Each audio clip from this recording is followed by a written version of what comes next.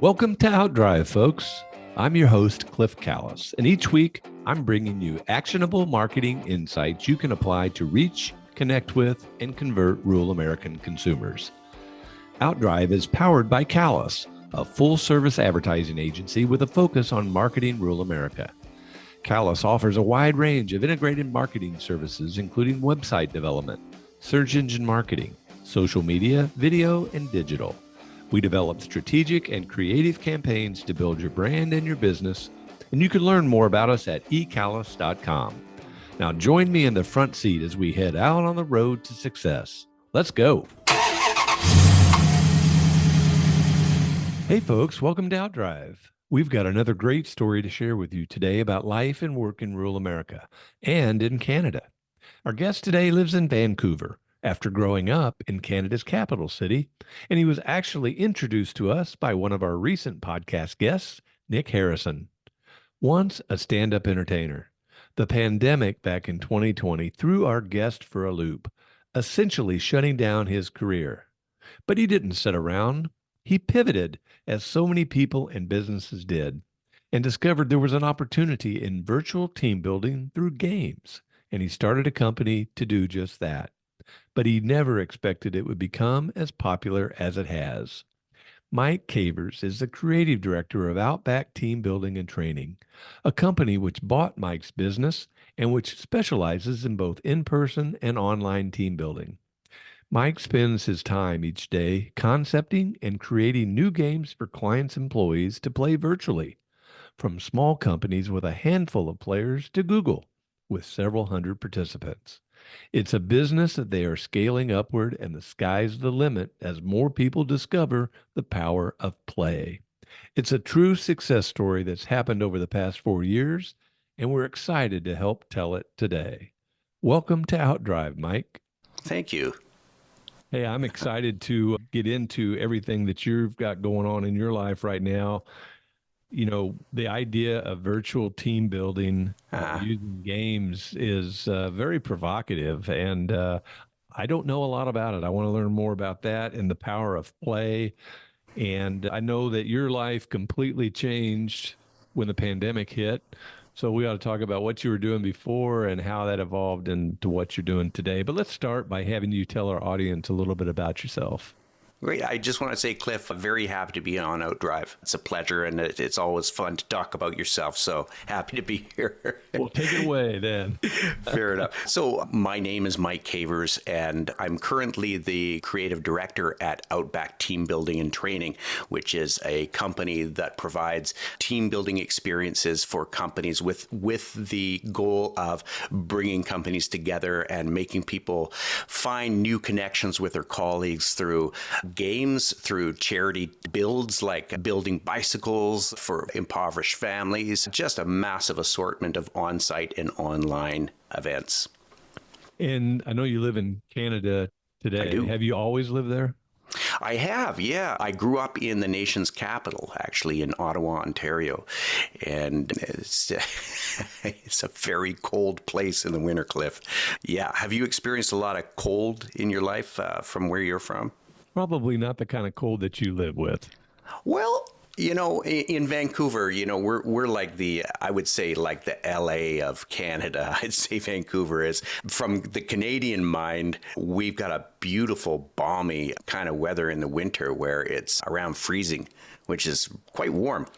and quite cold for here.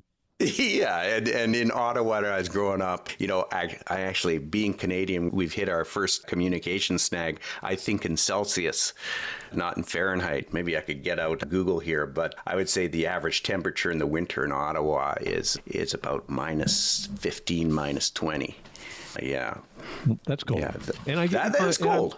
And I'm guessing it's all what you get used to. You know, when in the middle of the country, in the middle of the United States, in Missouri, where I live, we get all 4 seasons. And so we get 100-degree days, Fahrenheit. Yeah. And we get 0-degree days. There you go. And everything in between. But we get to see the change. You know, we get to see we're now going into summer. The days are warm. The nights are still a little cool. and then we'll go to fall, and then to winter, and then spring, and then back to summer. Aren't seasons wonderful? It's the same where I am in Vancouver. It's very late spring now, and it's my favorite time of year. I'm looking out my window right now, and it's just blossoms. We got hydrangeas, and we've got just the smell. I'm at right on the Pacific Ocean and the Fraser River, which is one of the biggest rivers in Canada. So all I can smell is ocean and blossoms and new leaves. It's just wonderful. You have painted a pretty good picture right there. Tell us about Yes. life as a tell us about life as a kid. In Ottawa, I grew up. My father was a professor at the local university there. And we grew up with my three brothers there, and we were very active, rambunctious, outdoor, loved hockey.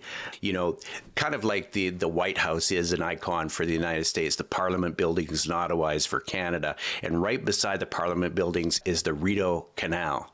And this canal goes all the way out and connects to the Atlantic Ocean for shipping. But in the winter, it completely freezes, and people can skate on it, and they can literally skate for miles. Oh, that's So amazing. yeah, so myself and my three brothers, we'd pop our skates on. My parents would take us down there, and we'd be, see ya, and off we'd go, and we would skate until we'd almost drop. Every once in a while, you'd see a little stand on the side of the canal that was sold poutine. I don't know if you're familiar with poutine. I'm not. Oh, poutine is a real Canadian sort of junk food dish, originally from Quebec. The French Canadians made it. It's French fries with gravy and cheese curd. I'm hungry already. Holy cow, that sounds It's amazing. really good. Pretty fattening, but for a kid, it was perfect. Oh, that sounds great. Well, it sounds like you had a Yeah. great life growing up. Oh, sure did. I view you as an entertainer. When did you first realize that you had this talent to speak and to engage people and to utilize humor? When did you first notice this talent? Oh, man. Yes, as far back as I can remember, my father and my grandpa, who I was very close to, he's passed now, but both very witty guys. You know, one-liners, just the most stinky puns out there that just make you, oh no! You know, you'd sit at the dinner table and a zinger would go out there, and then we'd be punning for 20 minutes, and my mother would be begging for mercy. Just eat your dinners, please. But yeah, I think being the second of four boys and in a sort of a middle cluster of four boys, it was possible that my parents' attention would go to the first and the last more. So I made up for it by making everybody laugh a lot.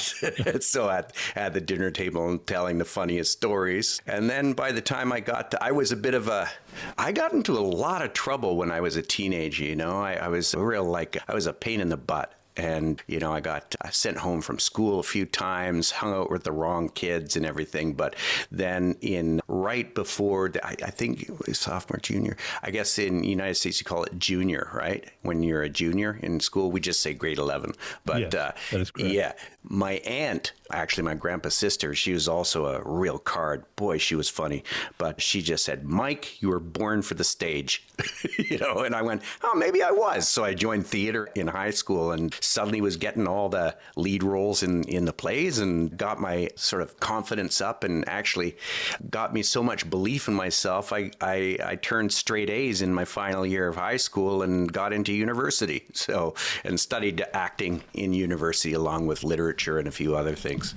Sound like you just needed a little purpose in your life. Yes, that is exactly correct. Yeah. So all that energy, all that, you know, it just had to have a channel, of sort of focus point.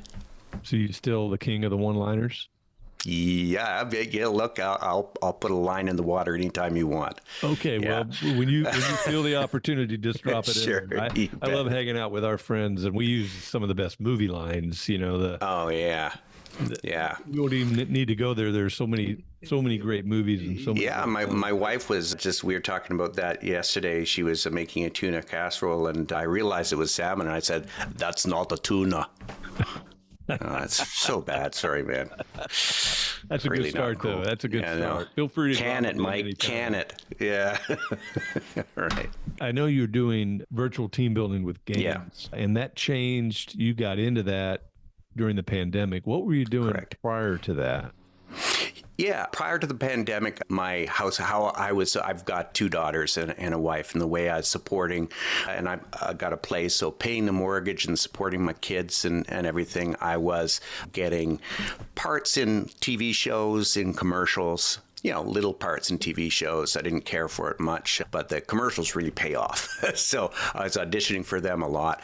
Teaching public speaking for a business program at the local university here, University of British Columbia, and also running my company for corporate entertainment. So providing roving characters like Nick, our friend Nick must have talked about, to sort of liven up conventions, trade shows, that sort of thing.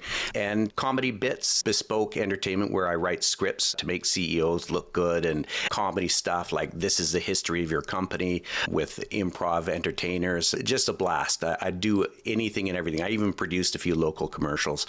And then the pandemic hit, and like Cliff, as you know, like, that was it for a lot of stuff. And for my industries, education and entertainment, boom, every contract gone. So it was, I think I remember was it February 2020 where, I'd been hearing about, COVID on the news. They were calling it Corona back then. And I heard it on the news several times. And I was like, they're making a big deal about nothing. They used to be the swine flu. I don't care. The bird flu, whatever. And then I just called my uncle, who was a doctor. And I said, Bill, this is crazy. And he said, yeah, it's not crazy. And I said, what do you mean? Whatever they're saying, it's underestimated. And I said, what? And then he said, Mike, I said, well, what is this going to be? 3 or 4 months? He said, I don't know. He said, but I would count on at least a year or two. And my whole world changed. Eye opener. Oh, I was driving into the university, and I was sitting there in the staff room looking at all the other teachers going, it was like a movie. It's like, I know something you don't know, and it's not good. And 2 days later, the university shut down. Oh, wow. Yeah. So we were at home and shaking our heads, and my wife was saying, how does it work here now that we have no income? So yeah, it was a scary time. So what many people did was pivot, right? Yeah. And you pivoted in a great direction, as it turned out. Yeah, it was. It was interesting because education has been a sideline for mine for years. Teaching, like I said, public speaking, and I also taught English language and literature at different places. And I've always been a creative teacher, finding fun new ideas to sort of get people talking and get them, especially with language, get them up, moving around, using the language in a practical way, making connections with people through language. So I had that whole background, and I'd used Zoom maybe 3 times in my life with classes, and I'd used PowerPoint twice in my life with classes. But then I had all this entertainment background, dealing with corporations from CEOs down to HR, trying to find out what they would like to see as entertainment to bring companies together and work teams together. And it kind of went, fused in my mind. And I went, wait a minute, could I run a corporate entertainment sort of mixer on Zoom and I looked on YouTube, and I see these gamers with their YouTube channels showing new computer games, and they're always right at the forefront of the image, in the corner or whatever, and they got this great sort of cutout of themselves, and the background is the game. And so you get this great thing and I'm like, this is just like being on stage. I'm in the front, and behind me, I'm saying, take a look at that, in the background. As it comes forward and becomes the attention, the spotlight would go off me and onto that. And I went, I can work with this, So I started, I spent that whole summer really obsessively, feverishly working on graphic design and how to use animation and film editing technology. And I knew next to nothing before that. But I was also filling out applications to be like a grocery delivery guy. Like whatever I could do, right? Grocery delivery, pharmacy delivery, Uber, anything. I even looked online for ESL teachers online, and they're being paid $18 an hour. And I'm like, oh no. So I was like, no, I can't get distracted by looking for work with that kind of work, because that kind of work is just not going to feed our family anyway. So I'm just going to keep going with this idea. By the end of the summer, I had my first product, which was kind of like a typical sort of British pub quiz. Yeah, you know, the kind of thing, you go into a pub or a bar and they have these quiz things and you sit with your group and try to figure out the answers, submit your forms at the end, and then they rank you. So I had the graphics that I figured out through online broadcasting software how to get in, like you see me now. I guess your audience won't see us, but with the guest in the forefront, or sorry, the host in the forefront, and things changing behind him, right? So he can be wherever he wants to be, right? So, you know, for example, for my beach staycation, I'm a ship's captain, a yacht ship captain, and here I am in my chair right there. You can see it now. I'm in my marina right now in Florida. We're about to go down to Cancun. I have for this one, as a host, I had a cheesy Ron Burgundy anchorman mustache and captain's hat and Hawaiian shirt. And I'm like, hi there, let's go to Cancun. It's going to be a wonderful trip. Let's get out there. And we, you know, it becomes point of view. I fade from view. And then you just see the water as you get close to Cancun. And I'm like, we have a whole beach for you here. And I get everyone to close their eyes. And I say, listen, I don't think you believe we're in Cancun. I want you to just relax, drop your shoulders. Sarah, I can see you over there, and you're not dropping your shoulders. Close your eyes. Breathe in through your nose, out through your mouth. Good, good. Now I want you to say, I am in Cancun. Again, I am in Cancun. And the screen is black at this point, and a little point of light, and suddenly you see point of view, your own feet in a hammock on a beach, and then we start the game. Oh, that's right? Amazing. Oh, yeah, yeah. And then it's all sorts of like destination quiz stuff with just all these beautiful soundscapes and footage of all these gorgeous destinations. And remember, I think you probably remember during the lockdown, everyone was just stuck in their places and just depressed. So they're looking at that and they're buying into the imagination of it. You know, it's just the imagination. And if you have the right host, and I'm not just saying me, I've got 9 amazing actor hosts now because we've scaled up massively. We'll talk about that later, I guess. But they all have that gift of drawing people in and making them go, oh, this guy knows what he's doing, or this gal knows what she's doing. Let's play. Let's imagine together, you know, and that's how it starts. And so almost all of my events have this loose narrative structure of, hey, we're going somewhere, or let's step out and do this. And then, you know, I talk a lot, Cliff. I told you that.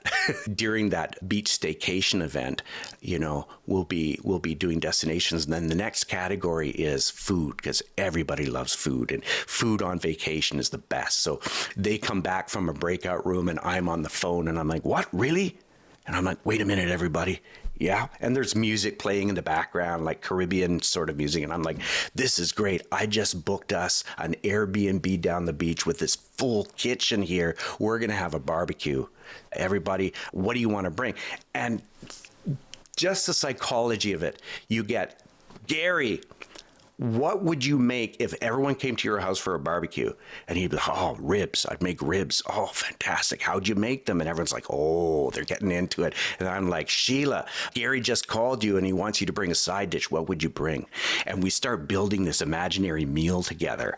And boy, you just see people getting to know each other, you know, like, it's like, oh, I didn't know Sarah was such a good cook, or I didn't know Gary was so funny, or whatever it is. Right. And then you see this gorgeous kitchen behind me. And then we have food trivia. You see plates coming out behind me on the table and little trivia questions, and they go back into their breakouts and they try to figure it out. Yeah. It goes like that. And then my point is, the final part of that is, hey, the resort wants us back. Everybody, I just got a call from them. They got a movie on the beach. We're going to have movie night. Bring some blankets, some popcorn. We're going to the beach. Then the beach appears behind us. It's night. The sun is setting. And then we have a big movie screen that comes up. And then we have vacation-themed movie trivia. So you got all the best ones in there, from Hangover to the original National Lampoon Vacation to just all sorts of ones like this. And then the final one is just a music, name that tune sort of thing, from the Beach Boys on up to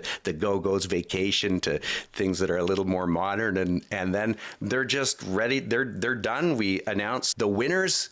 And behind me now, you see this yacht coming up, and it has their company's logo on the yacht. So it's great logo placement there for them. And if it's for clients of theirs, which is a great marketing tool for them, they can see their own logo and they're like, this is fantastic, right? And we give out the trophies virtually, and I say, have a great vacation as you go back to your office. And we get rave reviews. I can understand why. I mean, it truly is fantastic. So how long does one of these games last? Yeah, I'd say the one, when clients ask me, I'd say 90 minutes is a sweet spot. It's great, but it depends on the amount of people. We've done very often groups of 10 or 11 people, like all sort of like management or leadership of companies, all the way to like Amazon and Google and places like that, where we're doing 600. And they're all on the game together. We're all on the game together. That's amazing. Yeah. So I want to take just a pause, because I think there's probably people out there that are saying to themselves, I got to check this out.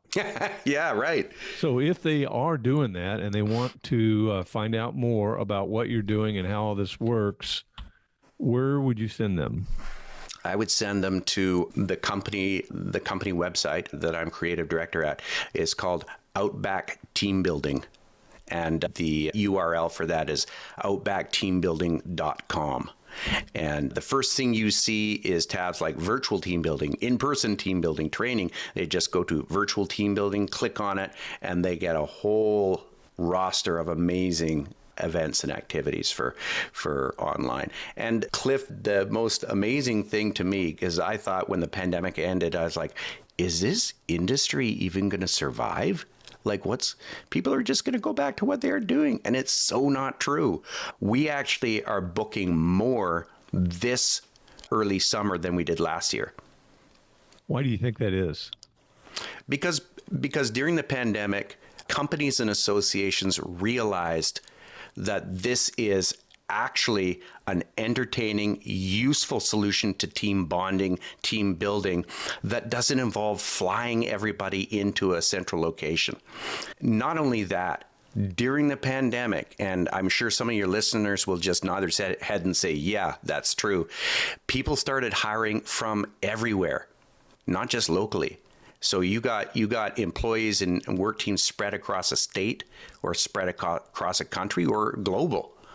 And they didn't have it before, and they started having to be open-minded about hiring. So that's what they did. So what are they going to do? Can those people? No. You've got some great people here. You're in Wisconsin, and part of your team is in Quebec, Canada, and the other parts in California, But you got to get them together and do something. So you have AGMs or creative meetings, and then you tag with these events on the end.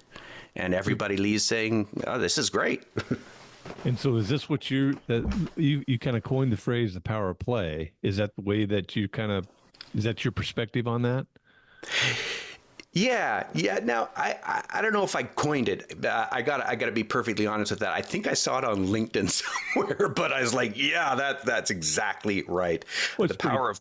Yes, I like it. Yeah, and it's got 2 P's, which are fun to say. The power of play. Yeah, it is. It is a power, and it's the only thing is it's very hard to communicate to a client that is on the fence who's never booked before. You're like, listen, part of this is imagination. They're like, no. No. You don't understand. We're going to guide you through just this super fun idea. But it's supported by all these fun things. And not only that, but when we do trivia, there's 2 types of trivia. One is breakout room trivia, like I was describing, where they go in, chat about something and come up with an answer and enter it. But the other one, we transform your cell phones into game show buzzers. So there's a big button on the middle of, I could show it to you right now. It's pretty cool. But all you do is put your camera on your phone on camera mode over a QR code, which appears behind the host. And boom, you just enter your name, enter your team number, and suddenly your phone is a game show buzzer. And the host has a control panel on one of his 2 or 3 screens that shows exactly who buzzes in down to the millisecond and can award points to the team they come from. Amazing. So this means that we've been able, since I got that technology going for us, I've been able to make things like our version of Family Feud and our version of Jeopardy. And those are huge sellers. I'm working on 5 custom games right now for different clients for Family Feud and Jeopardy, where they're like, hey, this is all great, but we want company history as well. Yeah, no problem. Or we want some fun things. We want to run a survey of our own people and put it on the Family Feud board. Yep, no problem. Right? So you were able to customize a program to fit a client's particular needs. I'm getting, it's that, what is it, 30,000 hours? Is that the thing? I've done like 100,000 hours at this point of this. This is all I do 10 hours a day is design and train hosts and do host some of them myself still and talk to clients. But yeah, I can do anything at this point. For example, a group Altria just contacted us. They've got this big internship. So these are 20-year-olds, 21-year-olds that are learning on the job, and they want to do something fun for them. And they really like that our happy hour pub quiz, but they're like, wait a minute. I don't know if having it in a pub is the best message, because of their age. And I'm like, well, it is virtual. I got a joke with them. I said, oh, I could give them virtual ID. But, so they said, well, what else could you come up with? And I thought, what would be really cool is the Altria Quiz Cafe.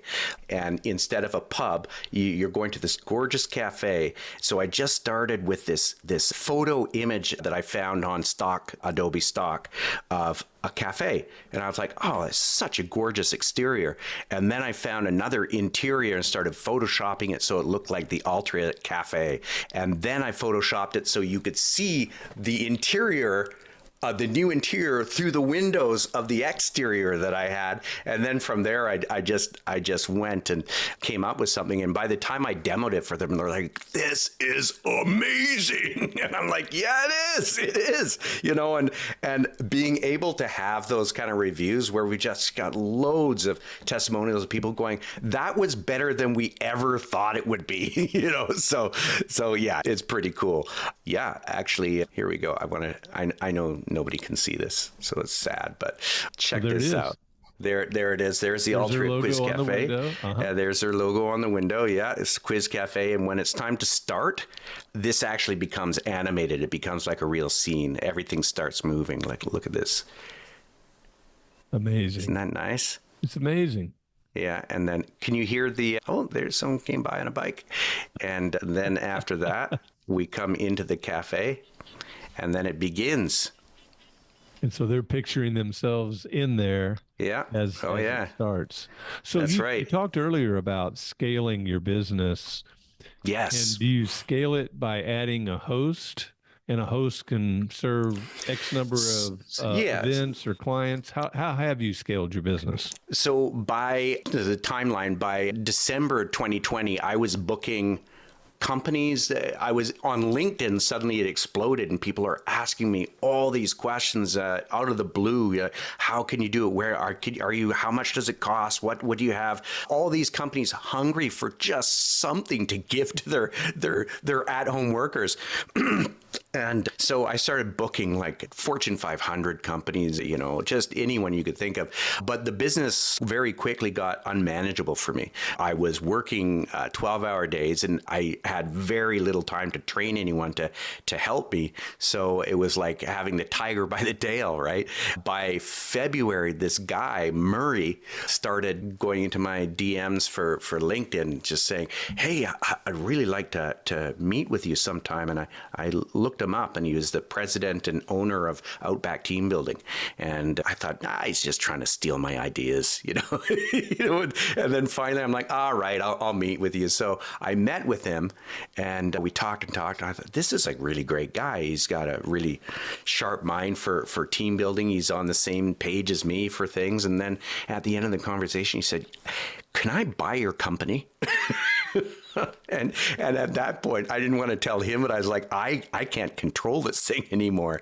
So we let some lawyers talk for a bit, and he came back with an offer like, look, you will be creative director for virtual team building. You can design basically what you like, and we'll do it, and we'll buy your company outright. I also have a share of the profit, so I'm making a percentage off every booking, as well as a salary and a performance fee if I do stuff myself. So I get, like, not to be crass about it, but my income went up 5 times from before the pandemic to now. Isn't that amazing? It's amazing. I wake up and most mornings I thank God. And if I don't, I do it at night.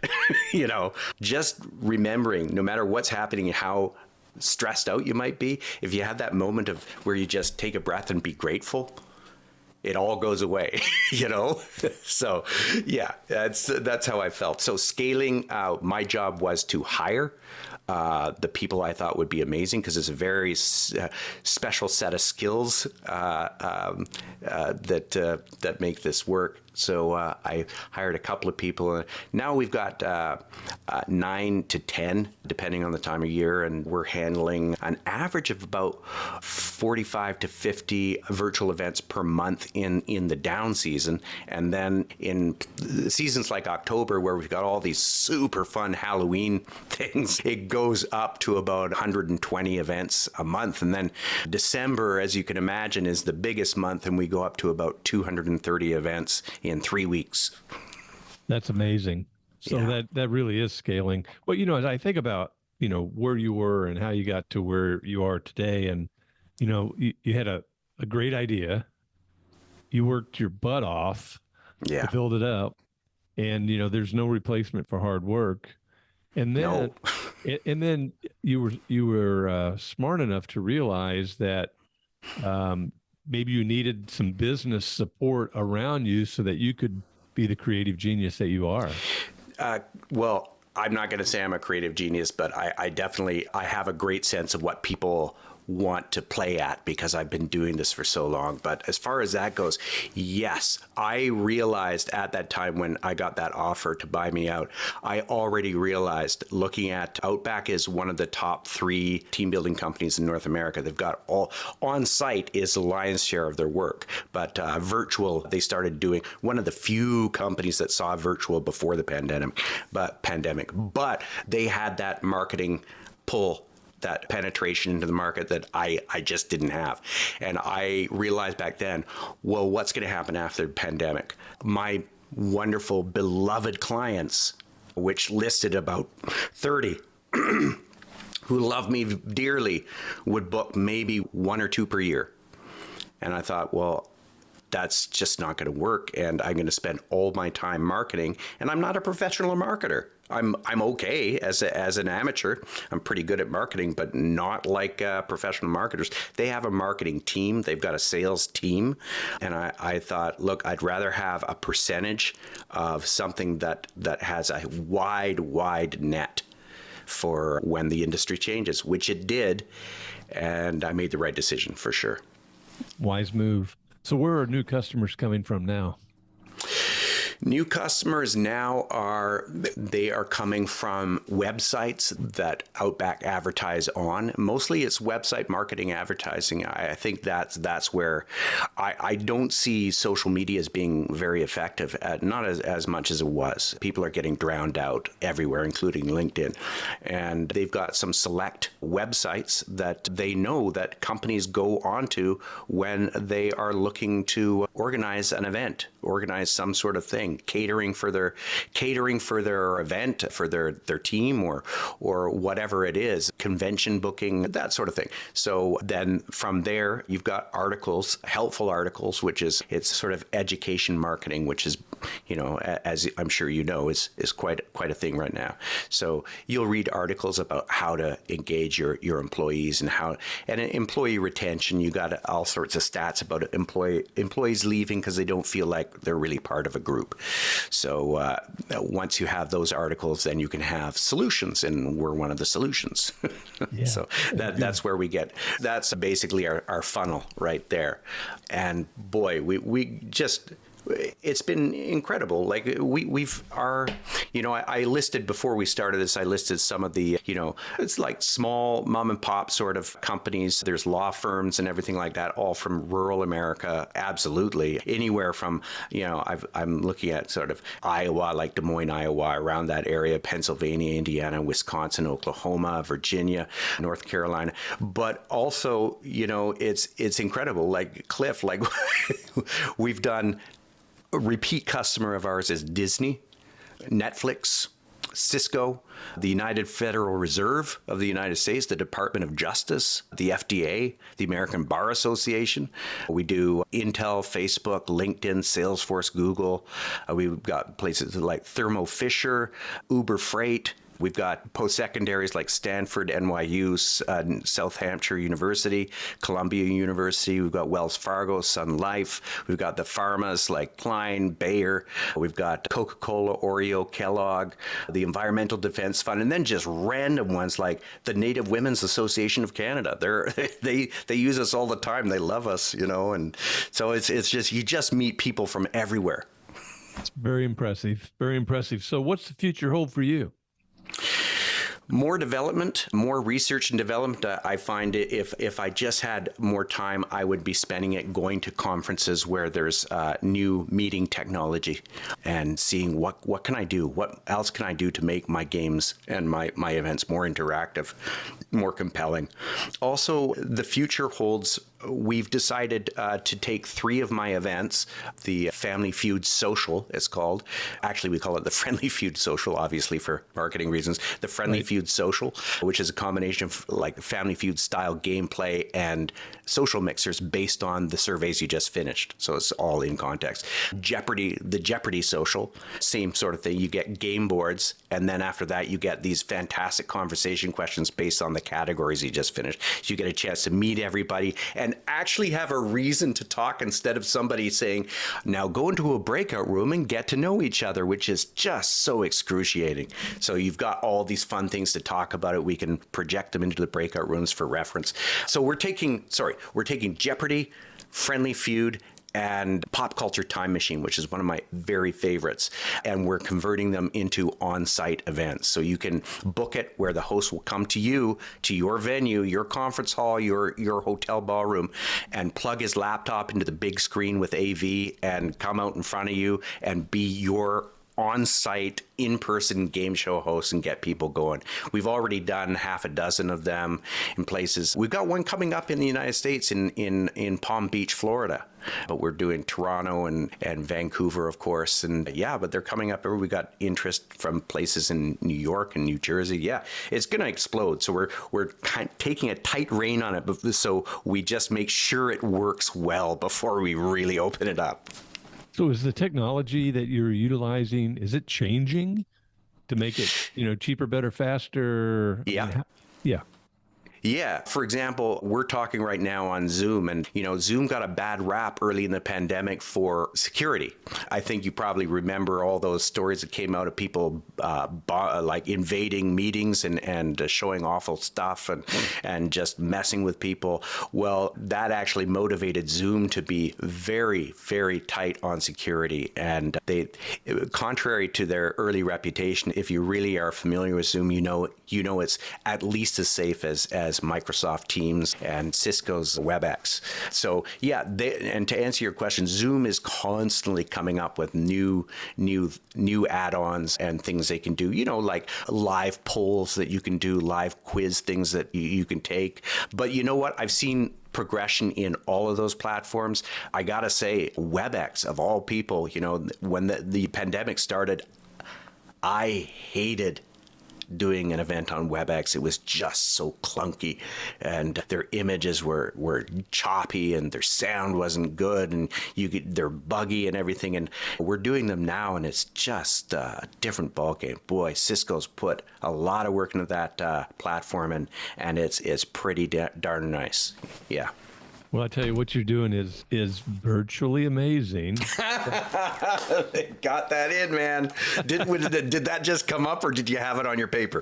No, it honestly just came up. I'm amazed. I'm amazed. Oh, yeah. Folks, if Yeah. you're looking for virtual team building, this is an incredible opportunity.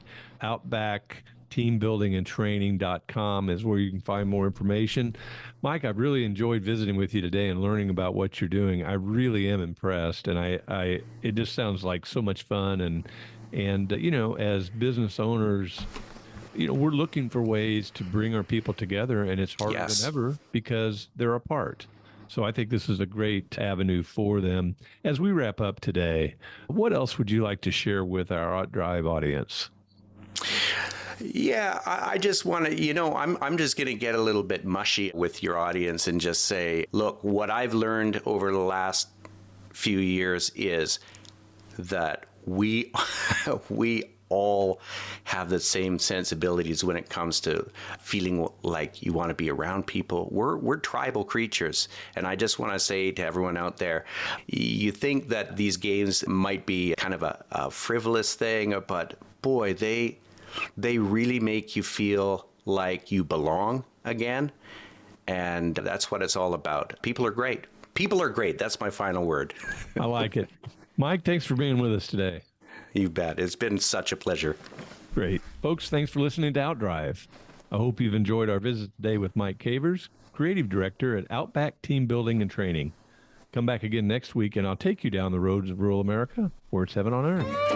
Thanks for taking a ride with us on Outdrive. This episode is complete, so head on over to ecallis.com for more insight you can apply to help drive your business growth. And be sure to sign up for our free monthly e-letter, Outthink, for even more helpful content about marketing to rural America.